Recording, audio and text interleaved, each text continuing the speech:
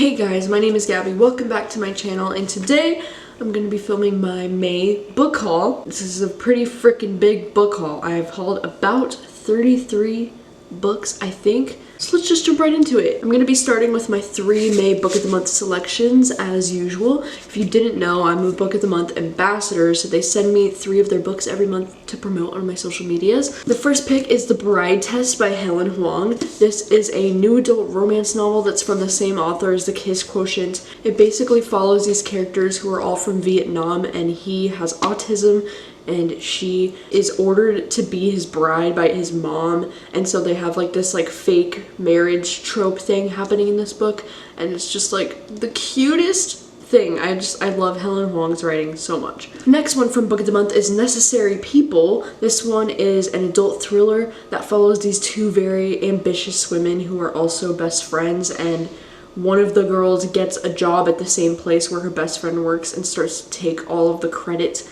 for what she's doing. And yeah, I also did read this one this month, and you will hear my thoughts in my wrap up. And then the last one from Book of the Month is How Not to Die Alone by Richard Roeper. This one is being compared to Eleanor Oliphant is Completely Fine because it follows this guy in his 30s, I think. His job is to find the people who have recently died. His job is to find their next of kin or their family to help set up funeral arrangements. So it's like a very sad and depressing job. He often thinks about who would come and be his next of kin and who would set up his own funeral if he died alone.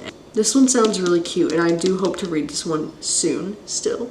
Alright, the next 2 that I have to show you come from Berkeley. The first one is When We Left Cuba. I think this one is a sequel to that book Next Year in Havana, but I know that this one takes place in 1960s Florida, and a young Cuban woman exile will risk her life and heart to take back her country. I am really excited to read this book. I do think I have to read the first book first, so hopefully I'll be able to get to the other book first. And then the next book they sent is The Great Pretenders. This one is another historical fiction that follows this woman in 1950s Hollywood, and she's becoming an agent for hungry young screenwriters, and she struggles to be taken seriously by the men who rule Hollywood and who often assume that sexual favors are just a part of doing business. Oh my gosh, I'm really excited to read this one. Ever since Evelyn Hugo, I've been craving another book that's old Hollywood, so this might just be that book for me. Really excited to read this one soon. The next 5 books that I have for you all come from Penguin Random House. The first one is All We Ever Wanted by Emily Giffin, and this one I'm actually currently listening to the audiobook from my library right now. This one is a fictional contemporary novel that follows these 2 families. One of them is a very privileged, wealthy family, and then one of them is a more middle-class family. So what ends up happening is the son of the very rich family ends up taking this very inappropriate photo of this girl from the middle class family, and he captions it with a very racist caption. It's kind of about the repercussions that follow from that for him and for her and for the families. And the next one they sent is Something in the Water by Catherine Stedman, and this one is an adult thriller that takes place in Bora Bora, which is pretty cool. It follows this girl Erin, who's a documentary filmmaker on the brink of a professional breakthrough, and Mark is a handsome investment banker with big plans, and it's about how they go to Bora Bora on their honeymoon and then they see something in the water. And this is still one that I'm planning on reading soon. Haven't gotten around to it yet. The next one from Penguin Random House is Home Remedies. This is a collection of short stories, and yeah, it's 12 stories that capture the unheard voices of a new generation of Chinese youth. Oh my gosh, I love this cover so much, and then the back is just bam, red. The next one from them is going to be The Farm. This book is about these women who are being paid to stay on this farm and deliver all these babies for other people.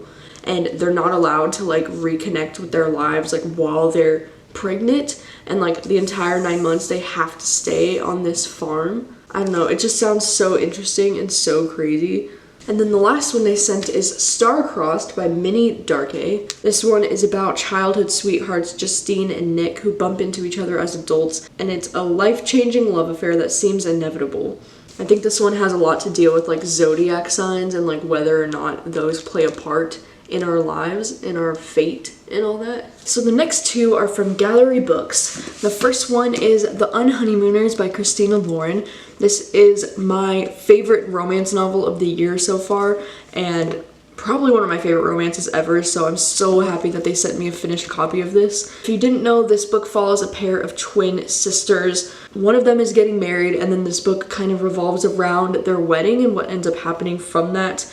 It involves fake dating, a fake marriage trope, and a hate to love trope, and it takes place in Hawaii, and it just is like the perfect summer romance to read. It's just like so summery and just so amazing, just so good. The next one they sent is The Summer We Lost Her by Tish Cohen. This one is an adult thriller that goes on sale June 4th, and it's about this husband and wife who their child goes missing, and it's kind of about how that takes effect on their marriage and their lives. Next up, Wendy Walker and her team sent me two of her books. The first one is The Night Before. This one is her newest adult thriller that just went on sale May 14th, and this one I did managed to read this month, so you'll hear all about this in my wrap-up. The next one they sent is All Is Not Forgotten, and this one was published a couple years ago. The only Wendy Walker books I've read up to this point is The Night Before and Emma in the Night, so let me know your thoughts if you've read All Is Not Forgotten.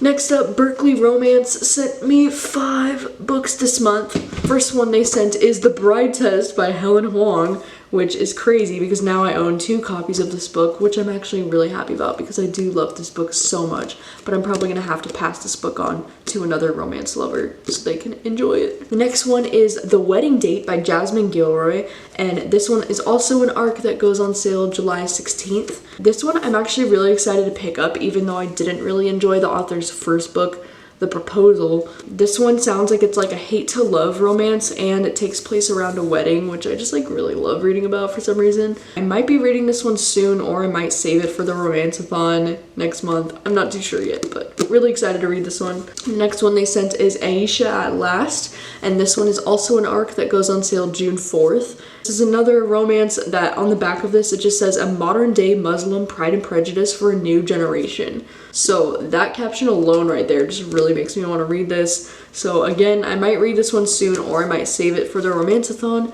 Not too sure about it yet, but really excited to read this. The next one they sent is Cliff's Edge by Meg Tilly. This one is a sequel in the Solace Island series. The first one in that series is Solace Island, and this is like a romantic suspense series that takes place on Solace Island. And it's kind of cool though because Solace Island is in the Pacific Northwest, which is where I live, so that's pretty cool. I am really looking forward to reading these books soon. I really do want to read both. So if you've read this series, will you please let me know what your thoughts are on it and if it's worth it. And the last one they sent is Tightrope by Amanda Quick. It says an unconventional woman and a man shrouded in mystery walk a tightrope of desire as they race against a killer to find a top secret invention before it's too late. Sounds interesting. So it's a little bit of romance, a little bit of suspense and mystery, it sounds like. Alright, the next 4 books came from Book Sparks. If you didn't know, this summer I'm an ambassador for BookFest, which is like so exciting. I'll put a link in the description if you don't really know what BookFest is. So the first one they sent is The Southern Side of Paradise by Christy Woodson Harvey. The next one they sent is You, Me, and the Sea by Meg Donahue. The next one they sent is Limelight by Amy Popel. And then the last one they sent so far is You Cannot Mess This Up by Amy Wineland Daughters. I think Limelight and The Southern Side of Paradise are both like contemporary women's fiction kind of books. And then You Cannot Mess This Up is a true story that never happened. So I think it's like the author writing her own life story in a different way. Maybe, I'm pretty sure. And then You, Me, and the Sea is inspired by Wuthering Heights. And it's a spellbinding and suspenseful tale that illuminates the ways in which we hope, love, and even magic can blossom in the darkest of places. Yeah, this one is the one I've heard the most about out of all of these 4 books so far, so really excited to read these. Next up, Scribner sent me a finished copy of Ask Again, Yes. They did send me an arc of this previously, either last month or the month before, and I haven't gotten around to it yet, but like this book, I seriously want to make this a priority to read because it just sounds so beautiful and like very like Little Fires Everywhere kind of. I've seen a lot of positive reviews for this one online already from a bunch of people just saying it's very moving and it's like a story story about these two families. It follows these two families over 4 decades and how this like tragedy changes their lives, and it takes place in Brooklyn, I'm pretty sure. And I can't wait to read this. Like, I'm really looking forward to it, and hopefully I'll get to this one in the next few weeks. All right, next up is the Unplugged book box sent me Saving Megan by DJ Palmer, and if you watched my Unplugged book box video, then you probably saw that, but if you didn't, I'll put the link in the description in case you wanted to see what else came in the box. But this one is an adult thriller that follows this girl. I guess her mom is like saying she has an illness when she actually doesn't, and there's this thing, I guess, where like parents make their children ill when they're not actually ill. That's like what it's about, I think. It's crazy stuff. Next up, Atria Books sent me an arc of Love at First Like, and this one goes on sale August 6th. This one is from the same author as Playing with Matches, even though I have not yet to read that book either, but her books look super like cute and lighthearted, and so I'm hopefully gonna plan on reading this one very soon as well. I just have so many romances I want to read, which is actually perfect for a romanceathon happening next month, like perfect timing. The next one is the author herself, Samantha Armstrong, sent me I Spy the Boy Next Door. This one sounds like it's like a young adult story of this girl who's had this crush on the boy next door, and she's like spying on him all the time, and then she finally convinces her mom to let her go to public school, so then she like sees him and talks to him, and he's not like at all who she thought he was. And lastly, we have Entangled Publishing sent me Just One of the Groomsmen. Oh, I really don't like mass market paperbacks, but I can deal, I guess. The last little stack of books I have for you is all books that I have personally bought off of Amazon this month. The first one is The Chalk Man by CJ Tudor, and this one I actually did manage to read this month, so I will tell you all about it in my wrap-up. This one is an adult thriller that takes place in the 1980s and the present day. It goes like back and forth, and it follows this group of kids who found a body when they were younger, and how that kind of affects the rest of their adulthood, and how it comes back to haunt them in their adulthood, and it's just very interesting. The next ones I got is We Shouldn't by V. Keeland and Hate Notes by V. Keeland and Penelope Ward. These are 2 new adult romances that were very cheap on Amazon. You know, usually like new adult romance books end up being like around $20 on Amazon. Like, it's such bullshit, but these books were like $8 or $9 when I saw them, so I was like, okay. And so I just decided, why not? I might be reading these during the romanceathon, I'm not too sure yet. The next one I got is On the Island by Tracy Garvis Graves, and this one is actually going to be our buddy read for the romanceathon, so that's why I got this one. This one is like a forbidden romance that takes place on an island, and I'm sure it's going to be amazing. It's in my 5-star predictions video, so I hope that I absolutely love it.